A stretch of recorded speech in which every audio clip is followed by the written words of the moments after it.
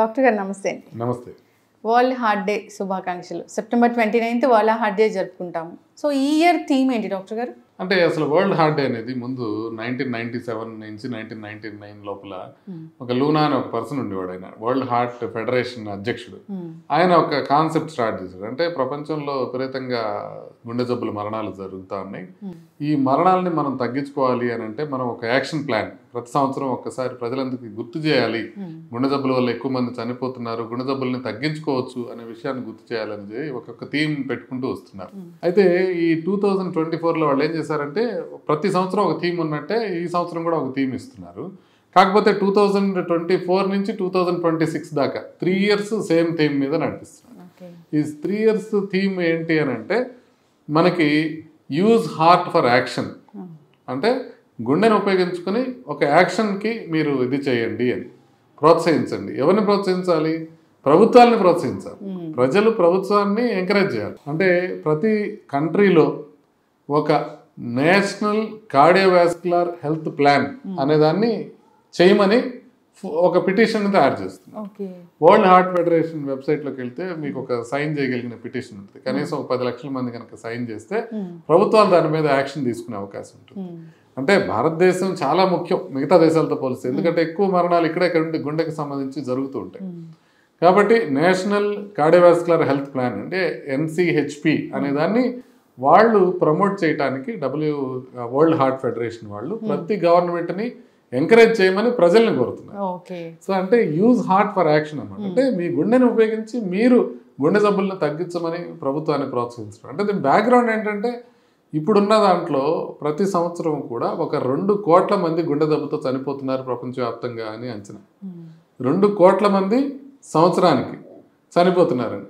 అంటే మనం ఇజ్రాయెల్ వారు లేకపోతే రష్యన్ వారు ఉక్రెయిన్ వారు ఇట్లా చూస్తున్నాం. ఎంతమంది చనిపోతారు? ఒక 10,000 మంది, 20,000 మంది, 30,000 మంది, 40,000 మంది చనిపోయే అవకాశం ఉంటుంది. ప్రతి సంవత్సరము గుండె జబ్బుతో 2 కోట్ల మంది చనిపోతున్నారు.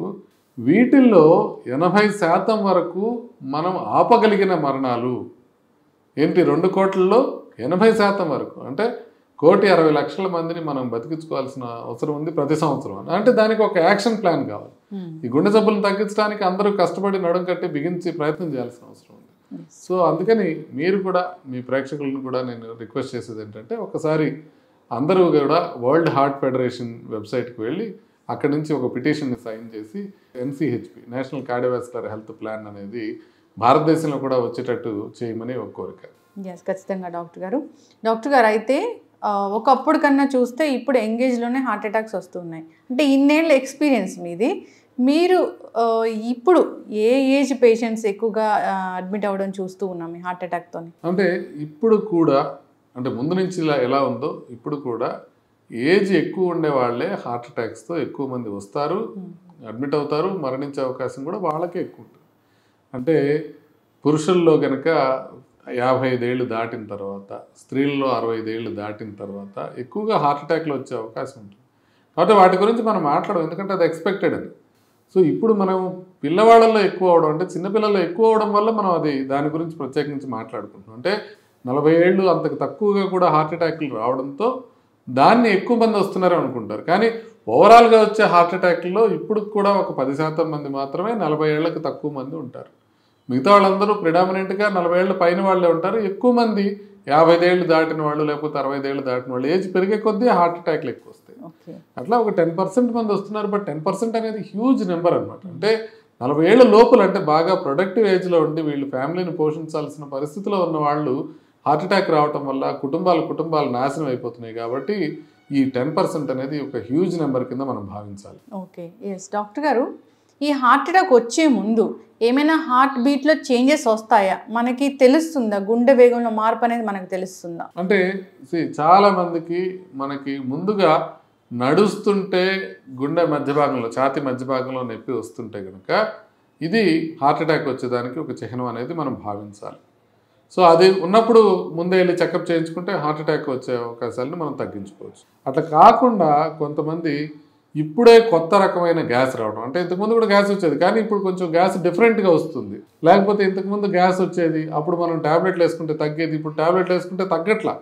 ఇంకో కొంతమందికి ఏంటంటే ఊరికే అనవసరంగా ఈ గ్యాస్ లాగా అనిపించి చెమటలు పడుతుంటాయి, కొద్దిగా ఛాతి నొప్పిలాగా అనిపించి చెమటలు పడుతుంటాయి. లేకపోతే ఇంకో కొంతమందికి నిస్సత్తుగా అనిపిస్తుంది, ఇంతకుముందు వచ్చిన రకం నాటి నొప్పే కానీ ఇప్పుడు కొత్తగా నిస్సత్తుగా అనిపిస్తుంది. ఇట్లా వార్నింగ్ సైన్స్ వచ్చే అవకాశం ఉంటుంది. కొద్దిగా ఆయాసం, నడిస్తే ఆయాసం రావటం, కొద్దిగా నడిస్తే నొప్పి రావడం, ఇలాంటి లక్షణాలు ఉన్నప్పటికీ కొంతమందికి సడన్గా కళ్ళు తిరిగి పడిపోతుంటారు. ఇట్లాంటి లక్షణాలు ఉన్నప్పుడు ఇమ్మీడియట్గా మనం గుండె జబ్బుకు వెళ్ళి డాక్టర్ దగ్గరికి వెళ్ళి పరీక్ష చేయించుకోవాల్సిన అవసరం ఉంది.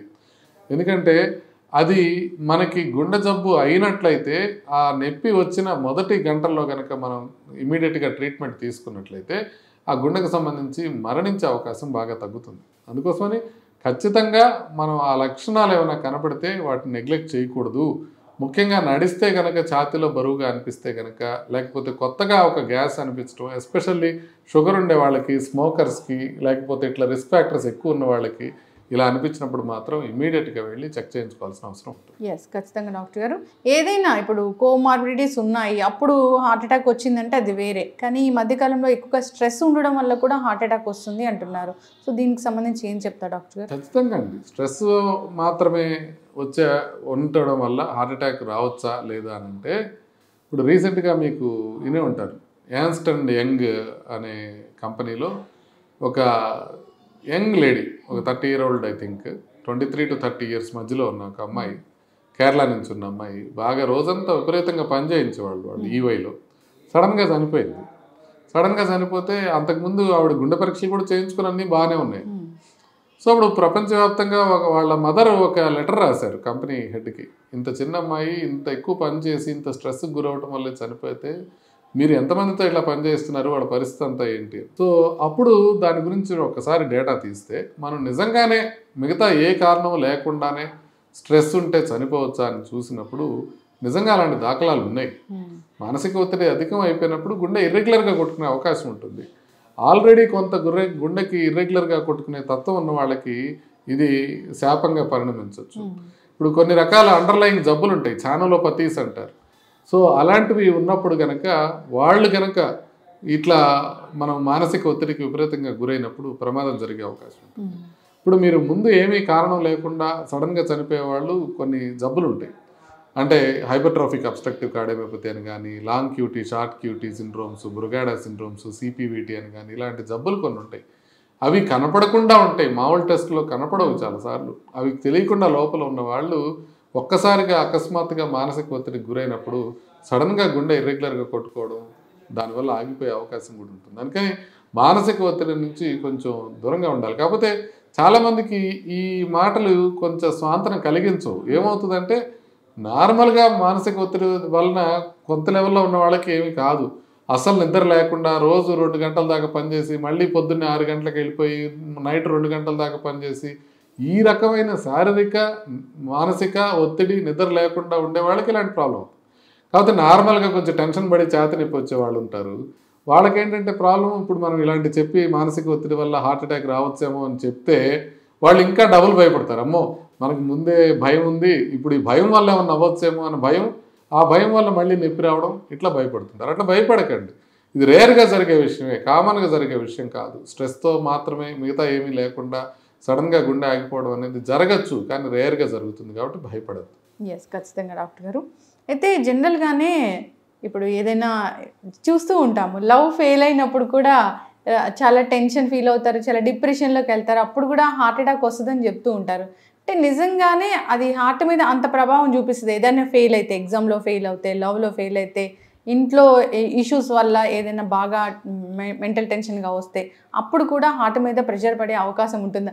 అంటే ఇది నా క్వశ్చన్ కాదు, యాక్చువల్లీ నేను ఇంతకుముందు మీ ఇంటర్వ్యూ చేసినప్పుడు కింద కామెంట్లో రావడం జరిగింది. ఇది అది కరెక్ట్ క్వశ్చన్. మనం ఇంతకుముందు ఏంటంటే టీవీ సీరియల్స్ చూసేటప్పుడు సడన్గా ఏదో వార్త చెప్పగానే ఆయన ఛాతీని పట్టుకొని పడిపోతుంటారు, అట్లా జరిగే అవకాశాలు తక్కువ. కానీ బట్ ఖచ్చితంగా విపరీతంగా మానసిక ఒత్తిడికి గురైనప్పుడు, అంటే మీకు లవ్ ఫెయిల్యూర్తో అవ్వచ్చు, లేకపోతే ఎగ్జామ్ తప్పచ్చు, ఏదైనా అవ్వచ్చు, ఇట్లా అయినప్పుడు టాకోసూబో కార్డియోమయోపతి అనేది ఒకటి వచ్చే అవకాశం ఉంటుంది. టాకోసూబో కార్డియోమయోపతినే బ్రోకెన్ హార్ట్ సిండ్రోమ్ అని కూడా పిలుస్తారు. అంటే ఒక్కసారిగా గుండె బెలూన్ అయిపోతుంది, గుండె మొత్తం ఇలా కొట్టుకునేది గుండె ఎడ్జ్ అట్లా పెద్దగా అయిపోతుంది. ఆ పెద్దగా అయిపోవడం వల్ల రిథమ్ డిస్టర్బెన్సెస్ రావటం, సడన్గా ఆయాసం రావటం, ఛాతీ నొప్పి రావటం, హార్ట్ అటాక్ లాగా రావటం, ఇలాంటివి జరిగే అవకాశం ఉంటుంది. కాబట్టి ఖచ్చితంగా మరీ తీవ్రంగా ఎమోషన్స్కి గురైనప్పుడు ఆ విధంగా గుండెకి వచ్చే అవకాశం ఉంటుంది. అందుకే అంత తీవ్రమైన ఎమోషన్స్ లేకుండా కొంత కంట్రోల్ చేసుకోగలగటం నేర్చుకోవాలి. అందుకే స్థితప్రజ్ఞత అనేది మనకి భగవద్గీతలో చెప్తూ ఉంటారు. అంటే బాధ కలిగినప్పుడు అతిగా బాధపడటం కానీ, ఆనందం కలిగినప్పుడు విపరీతంగా ఉద్విగ్నానికి గురవటం కానివ్వండి చేయకూడదు, కొంచెం రిలాక్స్డ్గా ఉండాలి అని. అది చాలా ముఖ్యం. ఎస్, ఖచ్చితంగా డాక్టర్ గారు అయితే జనరల్గా ఇప్పుడు మొన్న ఒక వ్యక్తి ఈ గణపతి లడ్డు విన్ అయ్యి డ్యాన్స్ చేస్తూ కింద పడిపోవడం మనం చూసాము. అట్లాగే డీజే సౌండ్స్ కూడా పెద్ద పెద్ద డీజే సౌండ్స్ ఈ అకేషన్ అనే కాదు, జనరల్గా చిన్న చిన్న అకేషన్స్ కూడా పెద్ద పెద్ద డీజే సౌండ్స్ పెడుతూ ఉంటారు. అప్పుడు చాలామంది కూడా గుండెలో దడ అనిపిస్తుంది, భయంగా అనిపిస్తుంది అని చెప్తూ ఉంటారు. ఆ సౌండ్స్ ఏమైనా హార్ట్ అటాక్ వచ్చేలా చేస్తాయా, గుండె మీద ప్రభావం చూపిస్తాయా? ఖచ్చితంగా మరీ ఎక్కువ ధ్వని కాలుష్యంతో కూడా గుండెకి ప్రాబ్లం వచ్చే అవకాశం ఉంటుంది. అంతెందుకు మా స్నేహితుడు ఒక ఏం చెప్తా ఉన్నాడు, వాళ్ళ చిన్న పాప ఉంది, 13 years పాప.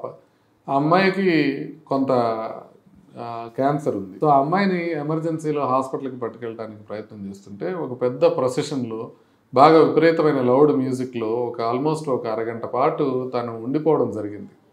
అంటే ఆ బాధ వర్ణనాతీతం. ఒక పక్క ఇమీడియట్గా వెళ్ళాల్సిన అవసరం ఉండటం, వెళ్ళలేకపోవడం, రోడ్డు మధ్యలో జామ్ అయిపోవడం, దాంతోపాటుగా విపరీతమైన ధ్వని, దాంతోపాటుగా గుండెకి ప్రాబ్లం వచ్చే అవకాశం ఖచ్చితంగా ఉంటుంది. ఆల్రెడీ మానసిక ఒత్తిడి, శారీరక ఒత్తిడి ఉన్న వాళ్ళకి మీరు దాంతోపాటు ధ్వని కాలుష్యం కూడా తోడైనట్లయితే ఖచ్చితంగా దుష్ఫలితాలు జరిగే అవకాశం ఉంటుంది. ఖచ్చితంగా సడన్గా చనిపోయే అవకాశం కూడా ఉంటుంది. అంటే ఇప్పుడు డ్యాన్స్ చేస్తూ ఉండేవాళ్ళు కూడా ఎట్లా ఉంటుందంటే వాళ్ళకి ముందు ఎప్పుడు ఎక్సర్సైజ్ చేయరు, సడన్గా ఒక్కసారి మాత్రమే గణేష్ నిమజ్జనంకి రాగానే డ్యాన్స్ చేయటం, అది కూడా కొంతమంది మాదక ద్రవ్యాలు సేవించి కూడా చేయటం, అలాంటివి చేయటం వల్ల కూడా సడన్గా గుండెకి ఆగిపోయే అవకాశం ఉంటుంది. అందుకని అది కొంచెం వరకు నివారించాల్సిన అవసరం ఉంది. ముందు నుంచి చేసేవాళ్ళు పర్వాలేదు, కానీ అదే టైంలో అందరూ ఉండటం వల్ల ఒక ట్రాన్స్ స్టేజ్లోకి వెళ్ళిపోయి విపరీతంగా డ్యాన్స్ వేయటం, ఆ డ్యాన్స్తో పాటుగా పక్కనే లౌడ్ మ్యూజిక్ రావటం, వీటన్నిటితో కూడా గుండెకి ప్రాబ్లం వచ్చే అవకాశం ఉంటుంది. ఖచ్చితంగా ఇవి అవాయిడ్ చేయడం మంచిది, ఎవరికీ మంచిది కాదు. ఎస్, ఖచ్చితంగా డాక్టర్ గారు. ప్రభుత్వాలు కూడా ఆలోచించాలని కోరుకుందాం. మొన్న ఏదో ఆర్టికల్ వచ్చింది, డీజే సౌండ్స్ తగ్గించాలి ఖచ్చితంగా అని. అయితే డాక్టర్ గారు, సో ఒబెసిటీ అనేది ఒక పెద్ద సమస్య, పెద్ద ఇష్యూ అయిపోయింది. దానివల్ల కాంప్లికేషన్స్ వస్తూ ఉన్నాయి, హార్ట్ హెల్త్ కూడా పాడవుతుంది. అయితే దానికోసమని రకరకాల డైట్స్ అనేవి చేస్తూ ఉన్నారు. సెల్ ఫోన్ ఉన్న ప్రతి ఒక్కరు కూడా డైట్స్ చెప్తూ ఉన్నారు. అలా అథెంటిసిటీ లేని డైట్స్ పాటిస్తే కనుక ఈ హార్ట్ హెల్త్ అనేది పాడయ్యే అవకాశం ఉంటుందా? ఖచ్చితంగా ఉంటుందండి. ఇప్పుడు ఫర్ ఎగ్జాంపుల్ మీకు కీటో డైట్ అనేది ఉంది. కీటో డైట్ అంటే ఏంటంటే రైస్ బాగా తగ్గించేసి కేవలం కొవ్వు పదార్థాలు మాత్రమే తినటం. మామూలుగా కార్డియాలజిస్టులు కానీ మిగతా వాళ్ళు డాక్టర్లు ఏం చెప్తుంటారంటే రైస్ కొంతవరకు కార్బోహైడ్రేట్ తగ్గించుకొని ప్రోటీన్ పెంచుకోండి, ఫైబర్ పెంచుకోండి అని చెప్తుంటారు. కానీ ఇప్పుడు కీటో డైట్ చేసేవాళ్ళు అట్లా చేయరు. పూర్తిగా రైస్ బాగా తగ్గించేసి దాని బదులుగా వెన్న కానీ, నెయ్యి కానీ, మీగడ కానీ, కొబ్బరి నూనె కానీ ఇవి బాగా ఎక్కువ తీసుకుంటూ ఉంటారు అన్నమాట. దీన్ని కీటో డైట్ అంటారు. ఇంక వాళ్ళు రైస్ బాగా తగ్గించేస్తారు. సో ఇలా చేయటం వల్ల మీకు ఏమవుతుందంటే బరువు తగ్గడం అయితే తొందరగానే తగ్గుతారు. కానీ రీసెంట్గా వచ్చిన పరిశోధనలో తెలియదు ఏంటంటే లాంగ్ టర్మ్లో వీళ్ళకి గుండె ప్రాబ్లమ్స్ ఎక్కువ వస్తున్నాయి అనేది తెలుస్తుంది. అంటే మీరు బరువు తగ్గడానికి గోల్ ఏంటి అనేది మీరు గమనించుకోవాలి. ఫర్ ఎగ్జాంపుల్ ఇప్పుడు మీకు పెళ్ళే ముందు కొంతవరకు బాగా బరువు తగ్గదలుచుకున్నారు, లాంగ్ టర్మ్లో హెల్త్ ఎట్లున్నా పర్వాలేదు అనుకున్నారు, ఖచ్చితంగా చేసుకోండి, మీరు తప్పదు. కానీ దాంట్లో ఉన్న రిస్క్ తెలుసుకొని చేసుకోండి. అదేవిధంగా మీరు ఏదో సినిమాలో యాక్ట్ చేయాల్సిన అవసరం ఉంది, దానికోసం మీరు తగ్గుతూ ఉన్నారు, ఓకే కష్టపడండి, చేయండి. బట్ నార్మల్గా ఉన్నవాళ్ళు, ఇంకేమీ వేరే విధంగా మనకి ప్రెస్సింగ్ ప్రాబ్లం లేని వాళ్ళు మీరు నెమ్మదిగా తగ్గితే తక్కువే ఉంది. ఇప్పుడు మీరు 2 నెలల్లోనే తగ్గాల్సిన అవసరం ఏముంది? మీరు 2 సంవత్సరాల్లో తగ్గచ్చు కదా. నెమ్మదిగా మీరు ప్లాన్ చేసుకొని లైఫ్ లాంగ్ మీరు తినగలిగిన డైట్ని తక్కువ క్యాలరీస్ ఉండి కొద్దిగా ప్రోటీన్ ఫైబర్ కంటెంట్ ఎక్కువగా ఉండి అలా తగ్గచ్చు కదా. ఇప్పుడు మేము ఎవరో ఎందుకు అట్లా కష్టపడి మేము కీటో డైట్స్ ఎందుకు చేయట్లేదు? ఎందుకంటే లాంగ్ టర్మ్లో కార్డియాలజీలో ప్రాబ్లమ్స్ వచ్చే అవకాశం ఉంటుంది, గుండెకి సంబంధించిన సమస్యలు వచ్చే అవకాశం ఉంటుంది. అందుకని మనకి డైట్స్ మీరు కంప్లీట్గా తెలుసుకొని చేయడం కరెక్ట్. అందులో దాంతో ఇంకొక ప్రాబ్లం ఏంటంటే డైట్ అనేది మీరు ఈవెన్ సైంటిఫిక్ పేపర్స్ కూడా అన్నీ తిరగేసినా కూడా ఒక కంక్లూజన్కి రాలేదు. ఎందుకంటే అది ఇవాల్వింగ్ సైన్స్. ఎందుకు అంత టైం పడుతుంది, ఎందుకు ఇప్పుడు దాకా కంప్లీట్గా కంక్లూజివ్గా చెప్పట్లేదు అని అంటే ఎందుకు టైం పడుతుందంటే డైట్కి సంబంధించిన విషయాల్లో మీరు ఒక 10,000 మందికి ఒక డైట్, 10,000 మందికి ఇంకొక డైట్ ఇచ్చి చూసి ఎవరైతే ఎక్కువ కాలం బతుకుతున్నారో ఆ 10,000 మందికి ఇచ్చినదే కరెక్ట్ అని చెప్పడానికి వీల్లేదు. ఎందుకంటే ముందు వీళ్ళలో బీపీలు ఎంతమందికి ఉన్నాయి, వీళ్ళలో షుగర్లు ఎంతమందికి ఉన్నాయి, వీళ్ళ ఆహారంతో పాటు ఏమైనా డ్రింక్స్ తీసుకున్నారా, స్మోక్ చేస్తున్నారా, వీళ్ళ బరువు ఎంత ఉంది, వాళ్ళ బరువు ఎంత ఉంది, ఇట్లా ప్రాపర్గా మ్యాచ్ చేసి అన్ని కంట్రోల్ చేసే పరిశోధనలు చాలా కష్టం. కాబట్టి డైట్ విషయంలో అందరూ క్లియర్గా చెప్పగలిగే అవకాశం తక్కువ. కాబట్టి మనం తెలుసుకోవాల్సింది ఏంటంటే ఎక్స్ట్రీమ్స్కి పోకూడదు. అంటే విపరీతంగా కొవ్వు తినడం, విపరీతంగా కార్బోహైడ్రేట్స్ తినడం తగ్గించుకొని కొద్దిగా ప్రోటీన్, ఫైబర్ ఎక్కువ తింటూ మనం లైఫ్ లాంగ్ తినడంతో పాటుగా మనం ఎంజాయ్ చేయగలిగేటట్టుగా ఉండే ఆహారాన్ని తీసుకుంటే మనకి జబ్బులు రాకుండా ఉంటాయి. దాంతోపాటుగా మనం హ్యాపీగా కూడా అది లాంగ్ టర్మ్ కంటిన్యూ చేయగలుగుతాం. ఇప్పుడు స్కూల్ నుంచే పిల్లలకి హార్ట్ హెల్త్ గురించి చెప్పాల్సిన అవసరం అనేది ఉందా? సో గుండె పదిలంగా ఉండాలంటే మన లైఫ్ స్టైల్ అనేది ఎలా ఉండాలి, ఎలాంటి చేంజెస్ చేసుకోవాలి? అంటే స్కూల్ నుంచి కాదండి, అభిమన్యుడికి చెప్పినట్టు పొట్టలో ఉన్నప్పుడే చెప్పాల్సిన పరిస్థితి తయారైంది. ఎందుకంటే మనకున్నారు అంటే సంవత్సరానికి 2 కోట్ల మంది చచ్చిపోతున్నారు. అంటే జస్ట్ ఇమాజిన్. అసలు దాంట్లో ప్రధానంగా ఎక్కువ మంది ఇండియాలోనే చనిపోతున్నారు. వీటన్నింటిని ఆపొచ్చు. అంటే ప్రాబ్లం ఎక్కడ వస్తుందంటే ప్రజలందరూ దేనికోసం ఎదురు చూస్తున్నారంటే ఓకే ఇవాళ ఐడ్రీమ్లో ఒక వీడియో వస్తుంది, ముఖర్జీ గారు మాట్లాడుతున్నారు, గుండె జబ్బు తగ్గించడానికి ఒక అద్భుతమైన చిట్కా చెప్తారు అనేది ఎక్స్పెక్ట్ చేస్తున్నారు. అలాంటివి ఉండవు. మీరేదో అల్లం నవలండి, లేకపోతే గార్లిక్ నవలండి, ఇట్లాంటివన్నీ పనిచేసేవి కాదు. మీకు తెలుసు మీరు ఏం చేస్తే గుండె జబ్బు తగ్గుతుందో మీకు తెలుసు. ఏంటి ఆహారం సరిగ్గా తీసుకోవటం, దాంట్లో ఫ్రూట్స్, వెజిటబుల్స్ ఎక్కువగా ఉండేట్టు చూసుకోవటం, నూనె అది తగ్గించుకోవటం, అదేవిధంగా మీరు తీసుకునే దాంట్లో కార్బోహైడ్రేట్ అధికంగా ఉంటే తగ్గించుకోవటం, రోజు వ్యాయామం సక్రమంగా చేయటం, నిద్ర సరిగ్గా పోవటం, తర్వాత మానసిక ఒత్తిడి తగ్గించుకోవటం, అధిక బరువు ఉంటే తగ్గించుకోవటం, బీపీ, షుగర్, కొలెస్ట్రాల్ ఎక్కువ ఉంటే తగ్గించుకోవటం, ఇలా మనకి తెలిసిన పరిస్థితులు అంటే వ్యసనాలు ఉంటే మానేయడం, ఇలా మనకు తెలిసినవి ఉన్నాయి చూసారా, ఒక 8 నుంచి 10 ఎప్పుడు చెప్తానే ఉంటాం. అది ఎట్లా అయిపోయిందంటే సినిమాలో మొదట్లో ముఖేష్ గారి గురించి చెప్పినట్టు ఎవరు పట్టించుకోవట్లే. అంటే విని విని విని అలవాటు అయిపోయింది. నేను అందుకే ఏం చెప్పదలుచుకున్నానంటే మీకు తెలిసిన వాటితోనే మీకు గుండె జబ్బు రాకుండా మీరు నివారించుకోవచ్చు. అది నివారించుకుంటారా లేదా అనేది మీ చేతిలో ఉంది. ఒకవేళ ప్రాబ్లం వస్తే ట్రీట్ చేయడానికి మేము ఎప్పుడు ఉంటాం. ప్రాబ్లం రాకుండా చేసుకోవడం ముఖ్యం. అది చాలా ముఖ్యం. అది మీకు అందరికీ తెలుసు ఏ విధంగా చేయాలో. ఇప్పుడు ఆదివారం వస్తుండగానే బిర్యానీ తినేసి, కూల్ డ్రింక్ తాగేసి, లేకపోతే స్మోక్ చేసి, తర్వాత గుండె జబ్బు తాగడానికి ఒక గార్లిక్ తింటే సరిపోతుంది, ఒక అల్లం తింటే సరిపోతుంది అని చూడటం కొంచెం కరెక్ట్ కాదేమో ఆలోచించండి. ఎస్, ఖచ్చితంగా డాక్టర్ గారు. ఎన్ని ఇయర్స్ నుంచి ఈ హార్ట్కి సంబంధించిన టెస్టులు అనేవి చేయించుకుంటే మంచిది ఇప్పుడున్న ఈ సిచ్యువేషన్లో? అంటే సిమ్టమ్స్ అసలు లేవనుకోండి. సిమ్టమ్స్ అసలు లేనప్పుడు మీరు 25 to 30 ఇయర్స్ అప్పటి నుంచి మీరు కొలెస్ట్రాల్, షుగరు, బీపీ ఇలాంటివి చెక్ చేసుకోవడం మంచిది. ఒకసారి 40 ఇయర్స్ దాటినా లేకపోతే సిమ్టమ్స్ వస్తున్నా కూడా మీరు ముందే ఒకసారి ఈసీజీ, 2D ఎకో, టీఎంటీ అని ప్రివెంటివ్ టెస్టులు ఉంటాయి, అంతవరకు చేసుకుంటే మంచిది. అది కూడా మనకి రిస్క్ ఫ్యాక్టర్స్ ఉన్నా లేకపోతే 40 దాటినా ముందు నుంచే 20 to 30 ఇయర్స్ మధ్యలోనే మీరు స్టార్ట్ చేయాల్సింది బీపీ ఒకటి, షుగర్ ఒకటి, కొలెస్ట్రాల్ ఒకటి ఉన్నాయి, ఎలా ఉన్నాయి అనేది చెక్ చేసుకోవడం. అవి చిన్న చిన్న టెస్టుల్లో తెలిసిపోతాయి. కాబట్టి అవి సిమ్టమ్స్ లేనంత వరకు అంతవరకు సరిపోతాయి. ఎస్, ఖచ్చితంగా డాక్టర్ గారు, చాలా చక్కటి ఇన్ఫర్మేషన్ అండి. అందరూ కూడా గుండెని పదిలంగా చూసుకోవాలని కోరుకుందాం, హార్ట్ హెల్త్ మీద ఫోకస్ పెట్టాలని కోరుకుందాం. అంటే పూర్తిగా ఓవరాల్గా వాళ్ళ లైఫ్ స్టైల్ చేంజ్ చేసుకోవాలి. చక్కటి ఇన్ఫర్మేషన్ అండి. ధన్యవాదాలు. నమస్తే.